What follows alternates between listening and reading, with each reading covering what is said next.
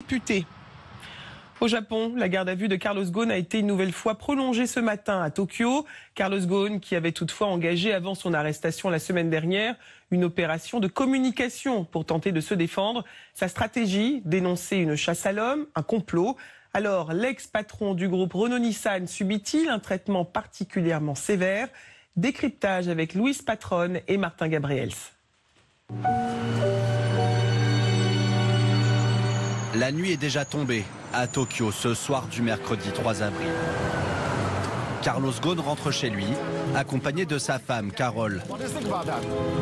Il vient de passer la journée chez son avocat et il le sait, la police japonaise s'apprête à le placer à nouveau en détention. Dans cette foule de journalistes, un Français. J'ai passé à peu près 5 heures ici à l'attendre avec beaucoup de collègues japonais. Charlie Tribalo est l'un des photographes de l'agence France Presse à Tokyo.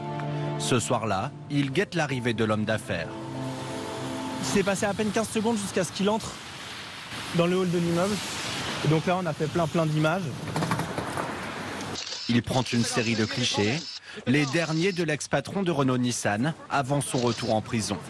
Il saisit le visage fermé d'un homme déchu. C'est ça qui fait un peu la force de ces photos aussi, c'est le visage à la fois très marqué de Carlos Ghosn et le visage très terrifié de sa femme. Le lendemain, à 6 h du matin, Carlos Ghosn est transféré dans la prison de Kosuge, où il avait déjà passé 108 jours après sa première arrestation. Le 19 novembre dernier, Carlos Ghosn est interpellé sur le tarmac de l'aéroport de Tokyo. Alors que son jet vient d'atterrir, la police l'informe de son placement en garde à vue. La justice japonaise lui reproche notamment d'avoir dissimulé une partie de ses revenus, 69 millions d'euros, entre 2010 et 2018. Ces dernières semaines, il bénéficiait d'une liberté sous surveillance. Mais de nouveaux soupçons d'enrichissement personnel sur le dos de Nissan l'ont conduit à nouveau en prison. Depuis, le clan Carlos Ghosn est passé à l'offensive, en dénonçant d'abord ses conditions de détention par la voix de l'un de ses avocats français.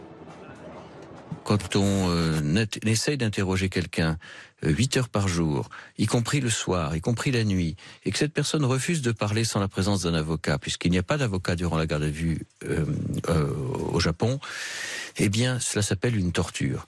Puis sa femme, Carole, revenue en France, évoque un acharnement.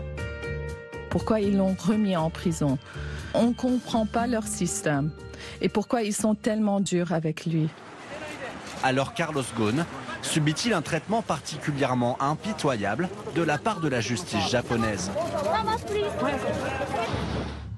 Pas vraiment, selon Yann Rousseau. Ce journaliste français installé à Tokyo est l'un des seuls à avoir rencontré Carlos Ghosn au sein même de sa prison, en janvier dernier, lors de sa première détention. La vie de Carlos Ghosn en prison, elle est exactement comme les autres prisonniers. Il est dans une cellule qui fait 6,5 mètres carrés. Au sol, c'est des tatamis. Au fond, vous avez une petite fenêtre qui donne sur une coursive. Donc vous ne voyez pas l'extérieur, vous ne voyez pas le vrai jour. Un lavabo, des toilettes, un banc et un bureau, et des règles très strictes. Il se lève tous les jours à 7 heures, c'est obligatoire pour tout le monde. Vous vous levez à 7 heures, vous devez plier votre futon, nettoyer votre cellule, et vous n'avez plus le droit de vous coucher jusqu'à 21 h le soir. C'est dans un parloir sécurisé qu'il a pu échanger avec l'homme d'affaires qui ne semblait pas souffrir de sa détention. Mais il n'était pas plus marqué de ça, il était très combatif, tout de suite il a voulu parler de son affaire, il n'était pas là pour se plaindre, il avait toujours cette aura de grand patron. Cette interview donnée le 31 janvier est la première pierre de son opération de reconquête de l'opinion. C'était aussi l'occasion de dire c'est quand même dur ce qu'on me fait, de faire un petit peu pression si vous voulez sur le système japonais pour espérer avoir une libération sous caution.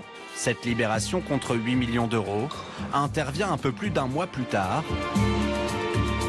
Un traitement de faveur selon cet avocat au barreau de Tokyo et Paris. Je pense que c'est le premier cas qui n'a jamais avoué et puis au bout de finalement un peu plus de 3 mois, on libérait cette caution. Ça n'a jamais arrivé au Japon jusqu'à maintenant. Une exception dans un système où les détenus ne sont jamais libérés avant leur procès. Avant de retourner en prison, Carlos Ghosn a pris le temps d'enregistrer une vidéo dans laquelle il affirme avoir été trahi par d'autres responsables de Nissan et se dit innocent. C'est un complot, une conspiration, un coup de poignard dans le dos. Mon plus grand souhait, c'est d'avoir droit à un procès équitable. Se présenter comme la cible d'un complot, un pari risqué pour ce spécialiste de la communication de crise.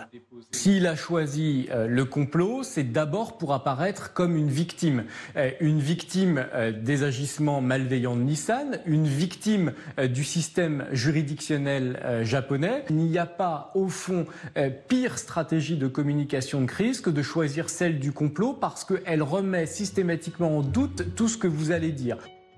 Carlos Ghosn fait désormais appel à l'État français pour le défendre en tant que citoyen.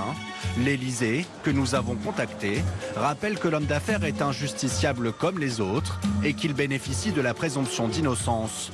Le gouvernement précise qu'il reste vigilant quant au respect de ses droits, service minimum pour éviter toute crise diplomatique. Dans le reste de l'actualité internationale, de nouvelles